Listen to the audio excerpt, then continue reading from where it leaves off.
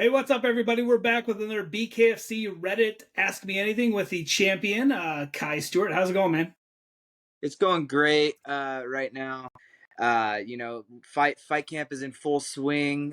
Multiple workouts a day. I'm on a really tight schedule in terms of everything that I'm doing, but everything's going exactly how it's supposed to go. The weight's flying off, and I'm ready. I'm ready to scrap December 2nd. Okay, well, let's ask you the international question first. Who's the better fisherman, you in the United States or Connor Tierney over in the UK? I've seen Connor's some of his Facebook posts. I don't know exactly how much he posts about his fishing.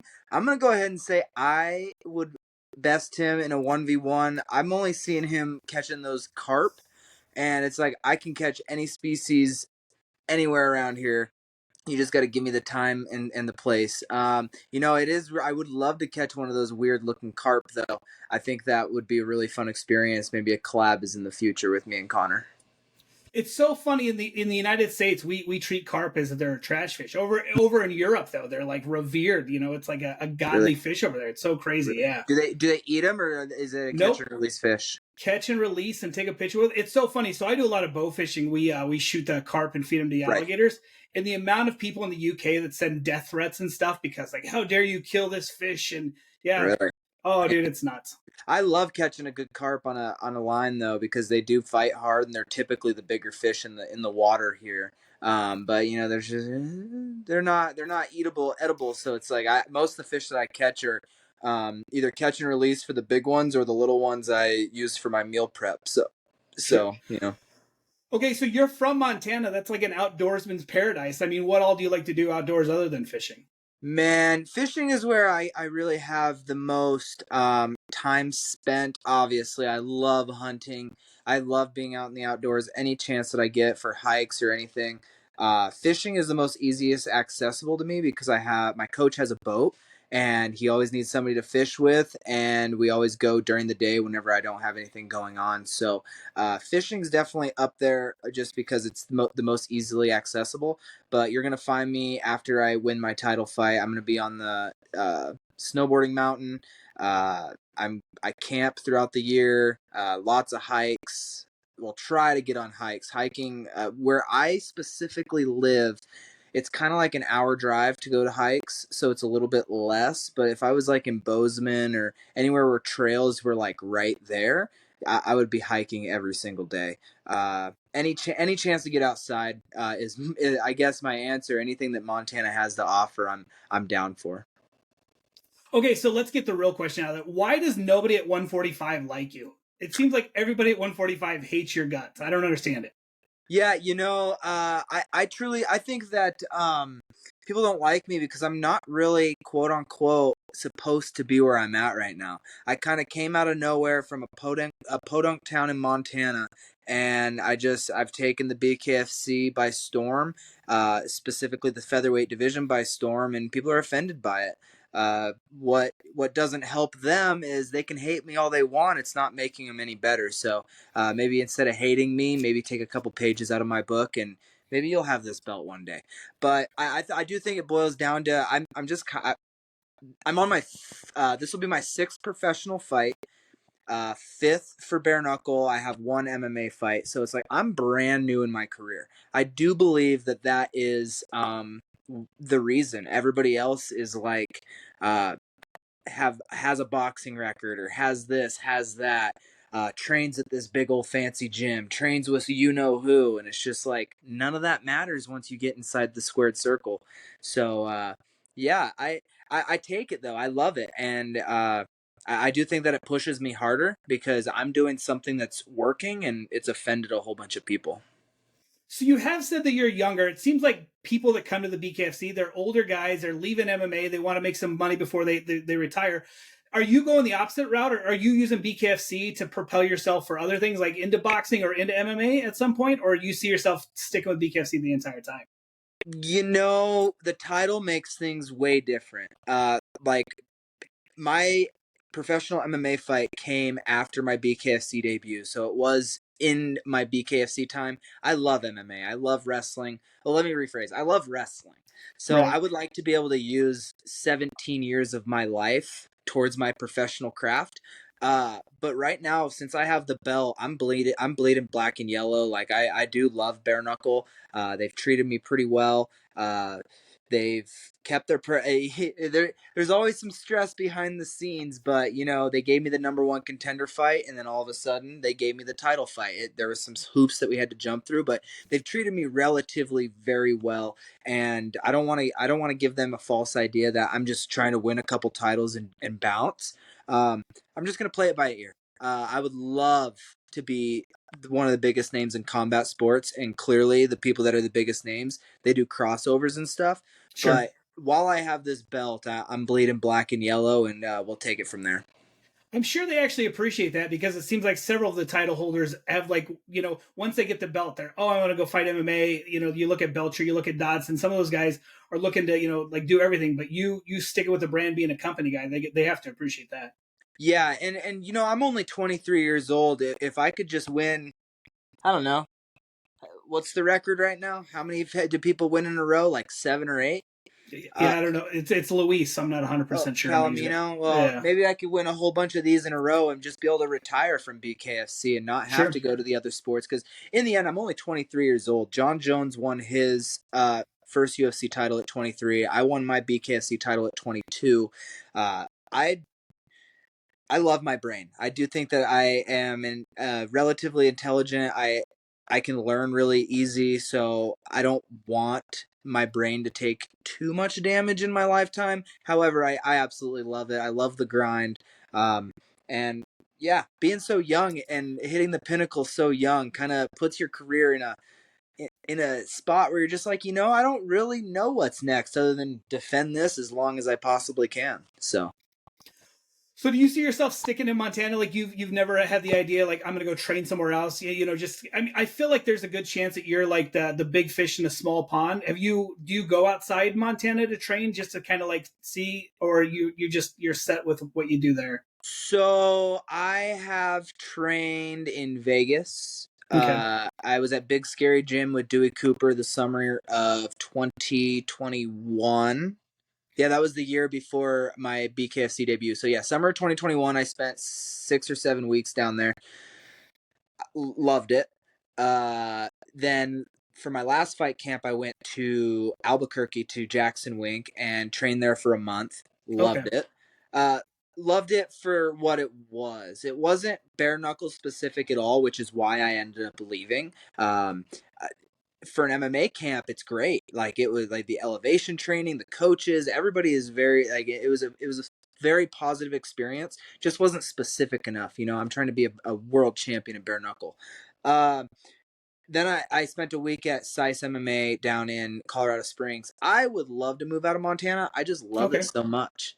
I love Montana so much. So maybe moving out during the winter time and coming back and enjoying the summer months. Because I do need to train outside of the state. Right now I think I'm getting very good training. Our gym has grown. We have a lot of scrappers in there that are really just pushing me.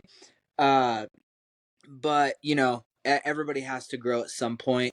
But Montana's a permanent home for me. I do think that at some capacity I'll be here for a while, but I do need to spread my wings. I do need to move. I need to go somewhere else just for life purposes. But I do think that there's going to be a permanent base camp here because it I love Montana. I love everything Montana has to offer. Um, the only downside about Montana is it's small communities, so there's a lot of small town drama. So Sure. all these people trying to be the hometown hero, and it's just like I could care less about that, but because I'm big fish in a small pond, my name gets drug into those conversations quite often. But I my Montana's my home. I love it here. Cool. Can you explain the significance of the medal that we always see you wear to the fights? Yeah, so that's a Special Olympics medal, and after I won my first MMA fight, so I lost my debut, and this Jamin Folsom, he was at the fight, and then 2 months later, I took another fight, and he gave me a Special Olympics gold medal Then he was like, "Can you wear this to all your fights?" So from there, it's like I wasn't going to tell him no. Like that was one Sure. of that's in my career. That's probably one of the most single special moments that I've had with a fan interaction, if not fulfillment for my entire career. You know, a kid like him, he works so dang hard and he loves athletics. He's in every sports league he can possibly be in. Uh, but you know, it it gives me my platform to really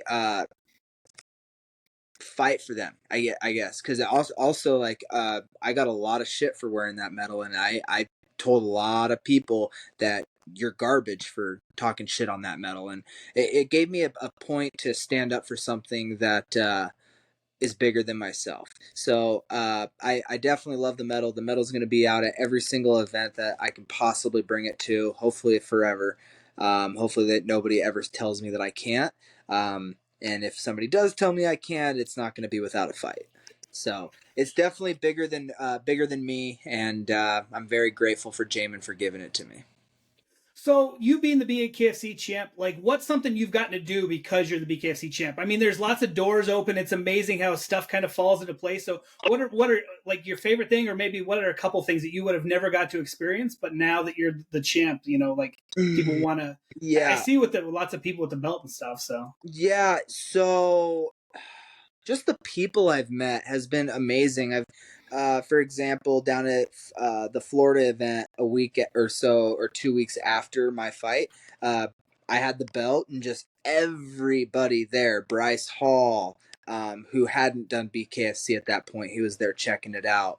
Um, the Muscle from Utah, I'm actually going to link up with them. The Bucked Up guys, just once you have the belt, everybody's going to try to talk to you, and it does open doors. And I will be working with Bucked Up for this next event. I can't wait to get down to Salt Lake and get some video with them. And but you know, the Rick Ross pool party was definitely up there in things I've gotten to do.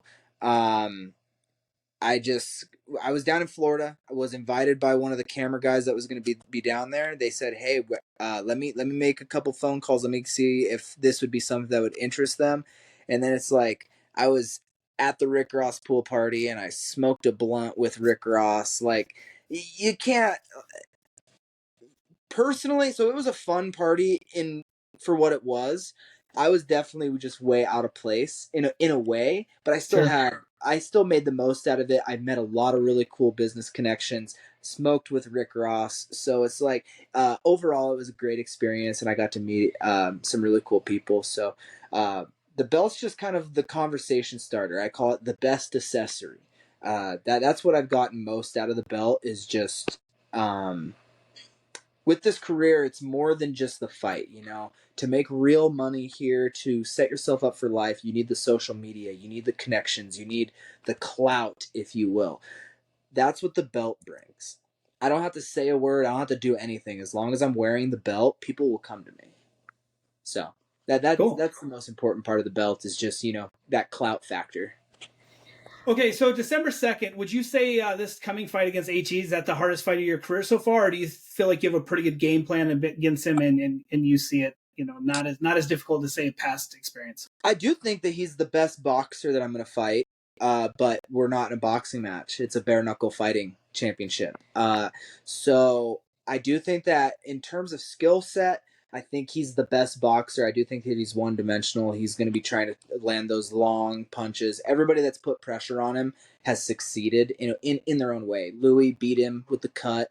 Rewatching the video, I thought Howard was gaining some speed. Louis controlled that whole first round. I was just biased because I hated Louis, but now that there's no more beef with Louis, and I'm watching the fight intently, I was like, Louis was winning that fight, like straight up won that round. And I don't think Howard's as tough as Louis. I do think he's a better boxer than Louis. Let me make that make sense because uh, Louis walked just straight forward. After I knocked him down in the second, like he definitely faded, but his eyes were like glossed over and he just came forward. Like homie was tough. Yeah. Rusty Crowder, same thing. Just tough as nails. Howard Davis, he fought that 2-3 guy or somebody with a losing record, and believe they went into the 4th round, and then the guy quit on the stool. Later to find out, it was to me it seemed like he was winning the fight in his own respect, but the guy put pressure on Howard, and Howard didn't like it. So there's a lot of holes that we're going to expose on Howard, and I do believe that I'm going to walk away the defending champion December 2nd. So. Are you? I mean, it's going to be a pay-per-view card, and I saw you at the Colorado pay-per-view card. I didn't get to talk to you there, but I mean, like that was a huge event. Are you excited that you get to be on a pay-per-view card, or were you kind of hoping that you could have defended in Montana again? I love Montana because I make more money.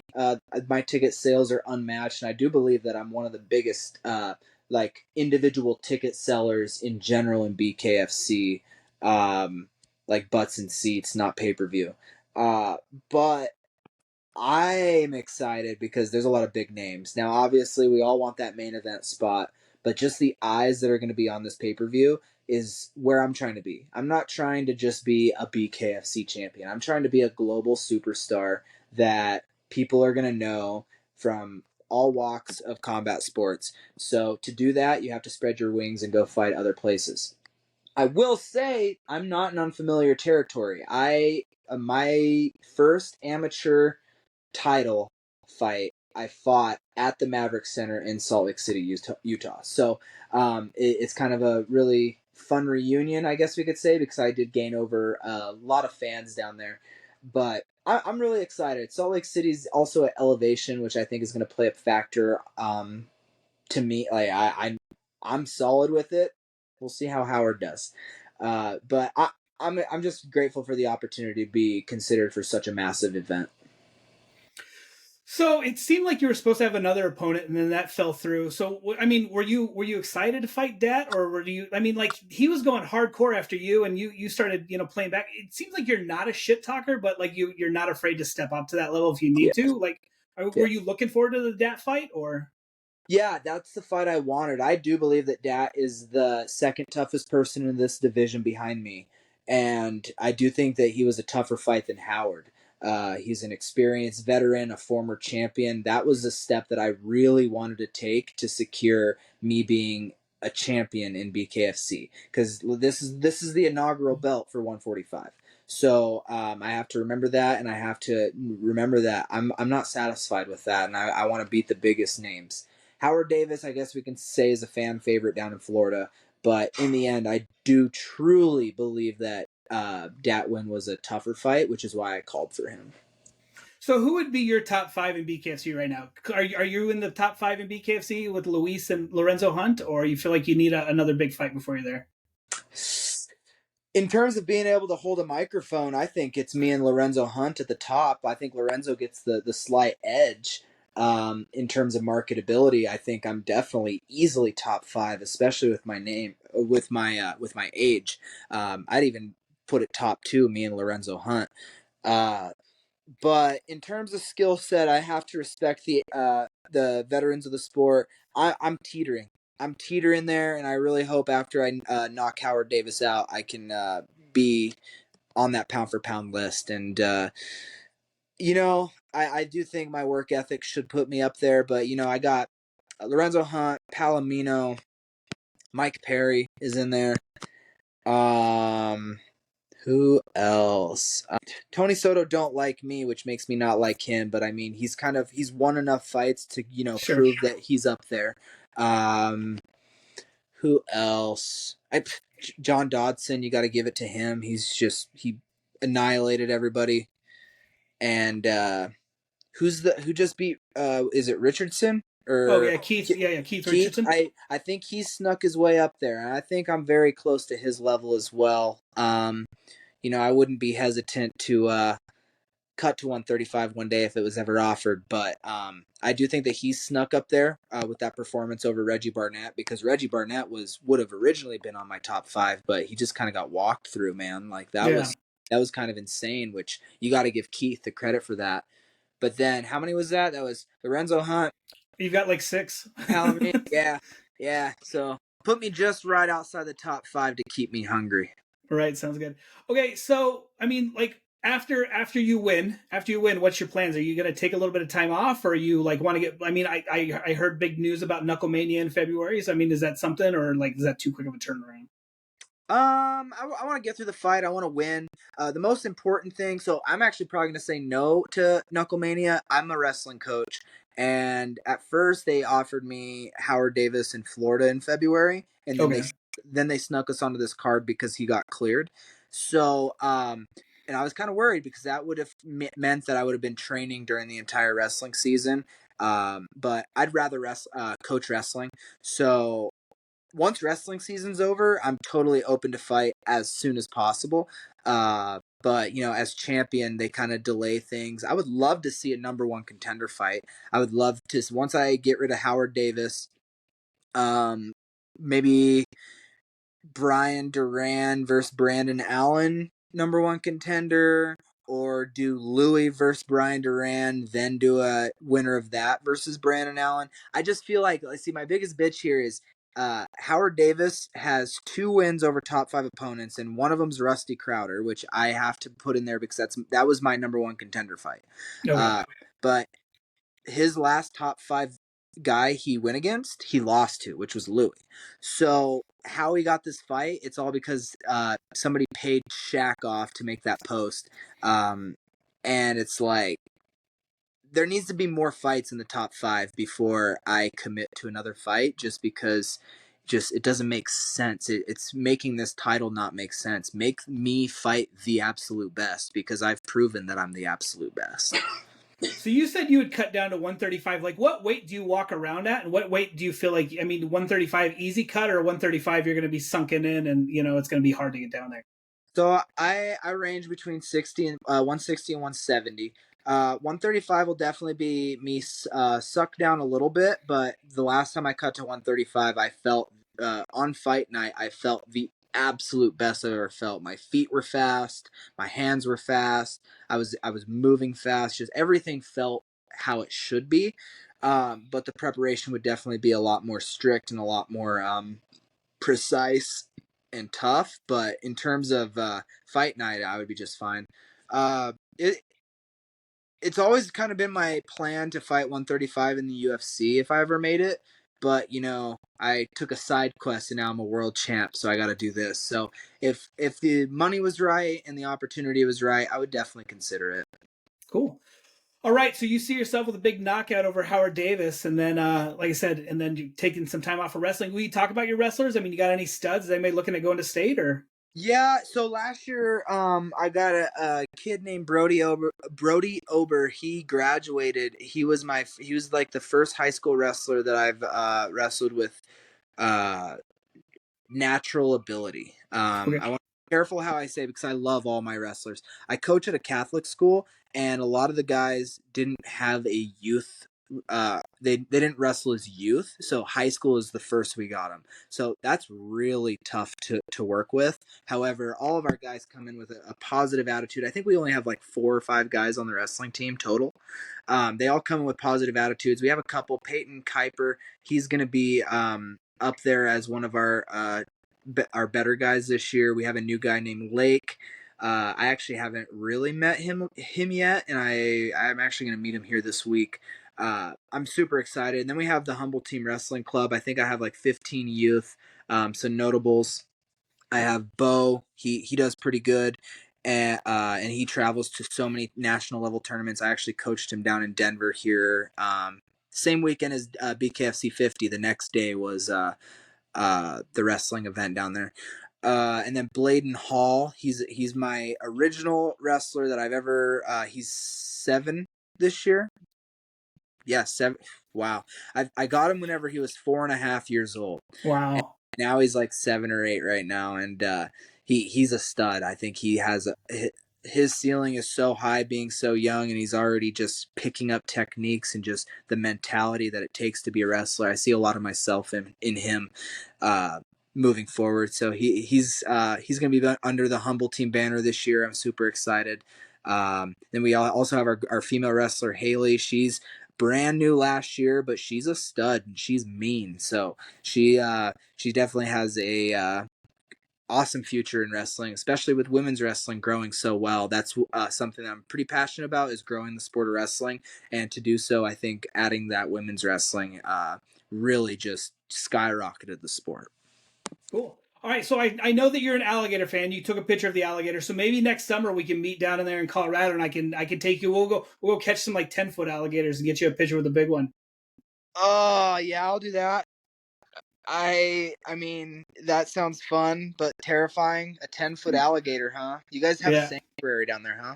we do. We got over 300 alligators down there. We got a couple albinos. We got crocodiles. We got the shitty thing is we had a huge fire this past year. We lost a whole bunch of snakes and lizards and stuff like that. But we're Really? yeah, we lost over 300 animals in a fire. It was terrible. About some new wiring, some new electric box caught on fire, and they couldn't save it. So So, how is that place down there? Is it outdoors? I mean, you guys being in Colorado, is that even possible, or is it an indoor facility? no, it's an indoor outdoor facility. All the alligators are outside. We have geothermal wells. We have hot springs. Um, so the alligators are warm year round. We actually got like a 12-foot alligator from a fish farm in Idaho at one point because they had hot springs also. We got the alligators originally to eat. It's a fish farm where we raise tilapia and carp, or not carp, catfish. So we got them originally to eat like all the leftovers from the fillets and stuff, and then people wanted to Really? see the alligator. Yeah. A catfish farm, huh? That would Yeah. I think that would be so cool. I love fish, and I would love to have like a um some form of fish farm. I think that would be so much fun to like watch them grow and like sell them and shit. We started with a catfish, but we actually switched to tilapia. Tilapia will breed like every month versus catfish that spawn like once a year. So Really? we provide quite a bit. Like either we do tilapia for people's ponds to eat like the algae, and then we also for people to eat. So it's kind of Nice. both That's really cool. So is it like a local sales thing, or do you guys have like a all some over. tilapia is obviously very, very good for weight cuts and stuff, so that Yeah, be something I could look into. sure. Yeah, no, we do it all over. So yep, for sure. Heck yeah. Well, Cool. cool. Any other questions you got for me today? I was just gonna see if you wanted to give a shout out to anybody before we ended. Yeah, so I know this is a local sponsor here, but the Stadium Sports Bar has hopped on board. They are going to be the official watch party for my fight, since I'm not fighting in town for one of the first times. And I want to pack that place. Shout out to Stadium. And as always, native grown dispensary. They're my dogs. They usually provide the happiness during a weight cut fight camp, but Salt Lake City, Utah. The Utah Athletic Commission loves to test for marijuana as well, so I'm not touching that stuff for this fight camp. But shout out to Native Grown, and support them if you're ever in Montana. Sounds good. All right, thanks, buddy. Yeah, I really appreciate it. I look forward to do it again sometime. Thanks, sir. Goodbye.